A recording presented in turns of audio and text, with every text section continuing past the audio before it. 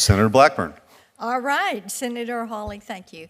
And thank you so much for being here with us. DOJ and your department are doing such important work to root out anti-Semitism, to root out DEI, and I think in that process you are doing an admirable job educating people on what has been going on in this country, and I appreciate that and the way you've drawn attention to what has happened on our nation's campuses and trying to divide people on racial and ideological lines.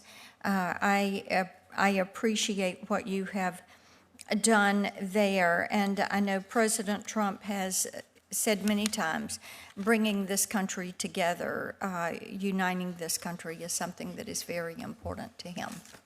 And in Tennessee, we've got some great universities. They do wonderful research work. They do great workforce development work, and they're doing all they can to be certain that we remain competitive on the global stage. And while I appreciate the efforts that they are making to adhere with not only our state laws, but with the president's directives and his executive orders, and to root out these DEI initiatives, they are still having to deal with a few woke activists that are within their ranks. And just today, yesterday, and again this morning, there were videos released from 3 Tennessee universities.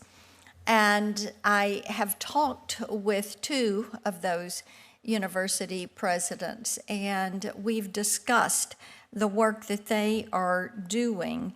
But within their ranks, some of these professors that are so given to DEI will not let it go. And so they take other programs and they're telling people, well, this is how we're getting to DEI. This is how we're covering it up. This is how we're using language to form workarounds. And I think that one of the things this has shown me, looking at all this video footage the past couple of days, is how deeply rooted the left is in this DEI effort and how they are trying to manipulate today and to keep hold of that DEI effort. They will not let it go. So as you are working with these universities that say they're trying to comply, that are hiring outside auditors to come in, how do you work with them and help them root out these activists and change the way these activists, are trying to influence the students?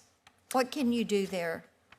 Well, thank you, Senator. The way we're starting with the first tier of universities that we have requested data from is requesting data. And so we are beginning to receive thousands and thousands of pages, and we have data crunchers in the DOJ who are helping us analyze the data. But we're also relying on whistleblowers like the ones you just referenced in the Vanderbilt and the other schools that are engaging in this behavior. And they're helping us expose the defiance of federal law. And, you know, it's very interesting. I've heard a lot of lofty phrases here, but we saw, this is not unusual compared to what we saw in the Brown v. Board of Education era.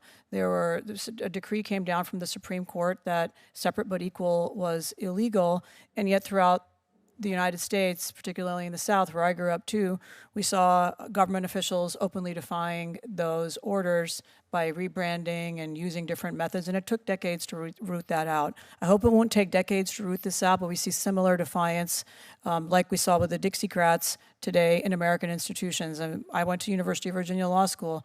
They have done the same thing that you're describing as rebranding and simply saying that we're going to keep doing things, use a shell game, and confuse the government. We are not confused. We will get to it. And I think the biggest hammer that's going to cause change is the United States policy to simply stop wasting American taxpayer dollars and sending them to institutions that openly and blatantly violate federal law. And we are doing that throughout the government. I'm proud to be part of that effort, and we are very vigilant and will not rest until we have completely eliminated these discriminatory policies in our institutions of higher learning that receive federal funding, Senator. Right. One thing I wanted to touch on, and I'm running out of time, when you went through your confirmation, I talked to you about election integrity, and I know you're doing some work on that. So, Mr. Chairman, I would like just if she can respond briefly on the election integrity issue. Senator, we at the Civil Rights Division enforce the Voting Rights Act, the Help America Vote Act, and the National Voter Registration Act. And on each of these fronts, we are active. We are opening investigations. We are seeking information from states. Numerous states have received requests regarding their list maintenance requirements and failures thereof, their non-compliance with the Motor Voter Law and National Voter Registration Act, and of course, reference has already been made in this hearing to discriminatory coalition districts that are out of compliance with the Voting Rights Act, and there'll be much more to come as we work our way through inquiries, facts, petitions from governments, and so forth. Thank you. Thank you, Mr. Chairman. Thank you, Senator. Senator Hawley. Thank you, Mr.